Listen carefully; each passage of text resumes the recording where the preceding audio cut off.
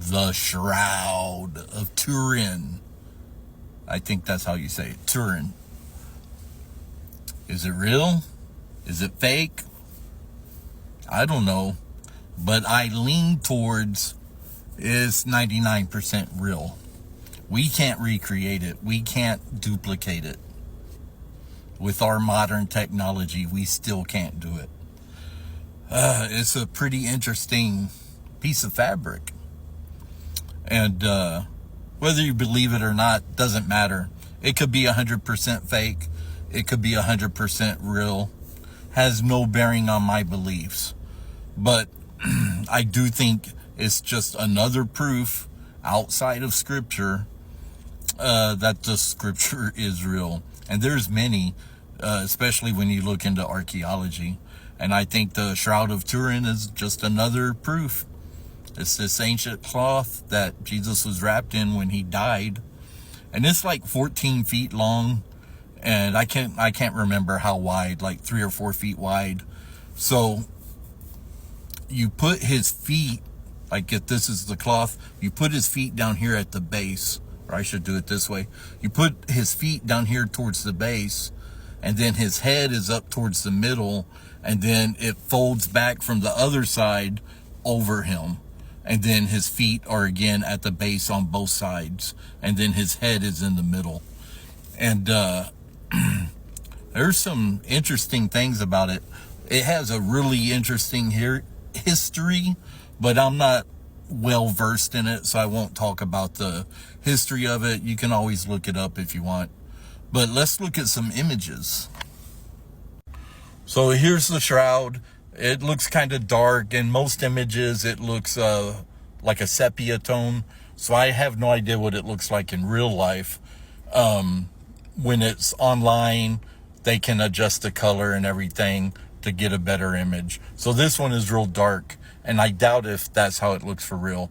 But so like here's his feet down by the base, and then this is his front half, and then it would fold up here at the top. It would fold in half, and then this would be the other half, and it would come down his body back down to his feet.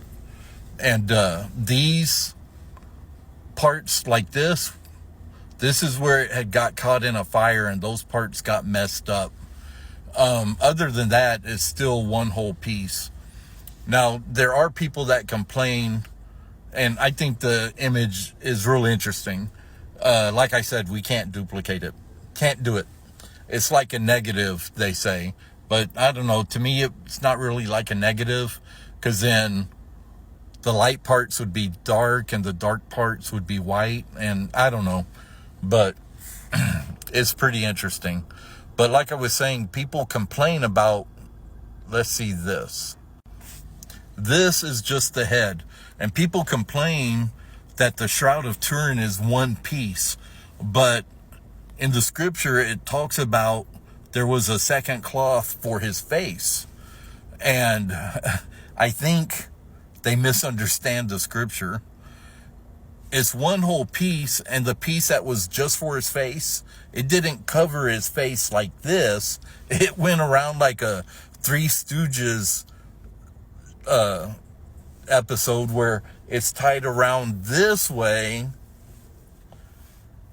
to hold the jaw closed.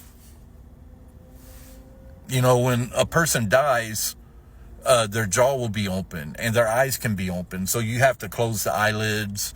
And in the olden days, they would put a coin on the eyelids to help them stay closed. And you would tie the other piece of cloth around to keep the jaw closed. I work in a nursing home. Whenever I have a patient pass, I don't do that, but I'll roll up a towel or a pillow real good and put it here under their chin for the same exact reason. So when they get rigor mortis, it'll stay closed. And that'll look better for the funeral and presentation, which they didn't do the same thing that we do now, but they still wanted to look presentable. You know, they had to come and do whatever process they did for the body to be prepared for burial. All right, so this is just from the Shroud of Turin. This is just a close-up of the face. and all the white spots would be dark, and all the dark spots would be light.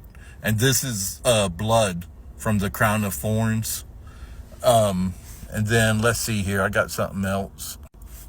This one I like. You can catch YouTube videos of it. You can see up here in the background, they're showing the shroud right there. And what this is a 3D model of, like, computer printed, I guess. What do they call that now? 3D printing? I guess that's how they did it. This is a 3D model of the figure and the positioning.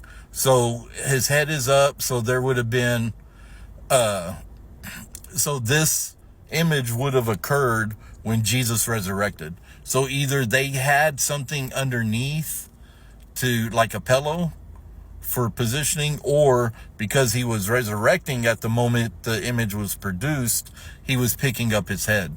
Same thing for the legs. So either they had to have something underneath the legs for positioning, or because he was resurrecting, he moved his legs. And you can see the feet are in two different positions. One is more down and then one is more up. It's pretty interesting. I really like this figure. You can see all the marks all across his body from the whipping.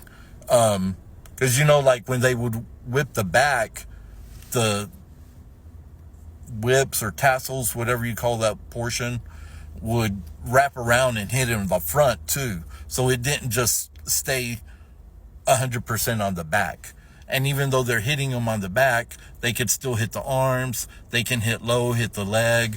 If you're sadistic, and you probably were, if you were a Roman soldier that was responsible for whipping a man, you were probably a bit sadistic. Just like in the movie, the Mel Gibson one. Now I can't remember the name of it.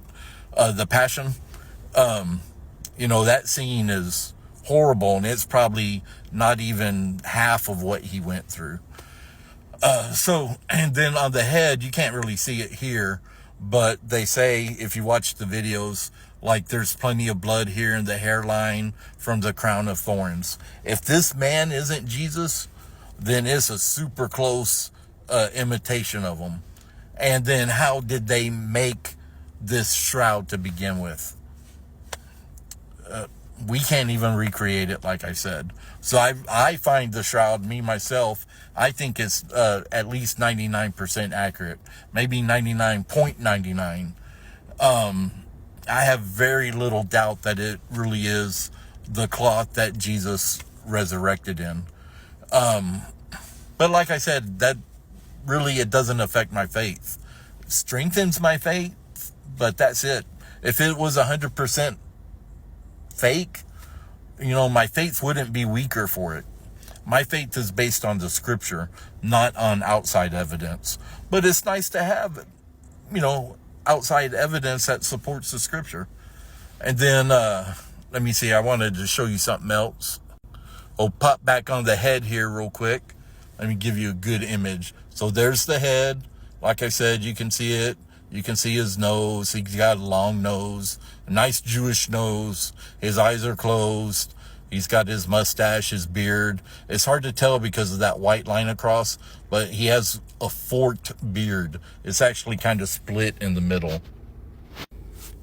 And then this image, I keep this image as a wallpaper on my phone. This is a 3D image made from the Shroud of Turin.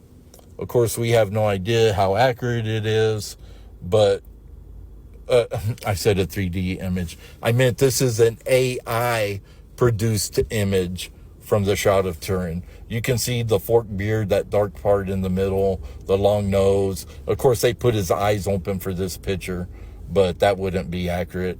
I don't think it really represents the wounds. They were more focused on the face. There's other pictures that you can find produced from the shroud where like an artist painted it, and they're cool too. I really like this one though. So, Shroud of Turin. Go on. God bless.